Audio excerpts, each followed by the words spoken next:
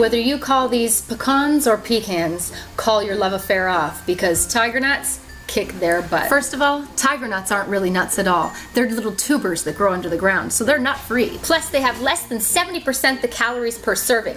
They're nearly 3 times less fat, nearly 4 times more protein. They have almost 3.5 times more fiber, almost 2.5 more times the iron, almost 2 times the potassium, more than 1.5 times the vitamin B6, more than 7 times the vitamin E, and almost 6.5 times more folate. Plus, they're delicious for the whole family, for kids, adults, the elderly, athletes, people with celiac problems and diabetes. And they're vegetarian, vegan, organic, non-GMO, they're gluten and cholesterol free, they're chock full of resistant starch for weight loss, they're paleo friendly, Whole30, raw food, antibacterial and prebiotic. You can't go wrong. Maybe the next time you go to grab a pecan, you'll grab a handful of tiger nuts instead. So if you're looking for some healthy and delicious new snack options to renovate your dietary repertoire, check out tigernutsusa.com for these and their whole line of amazing tiger nuts products.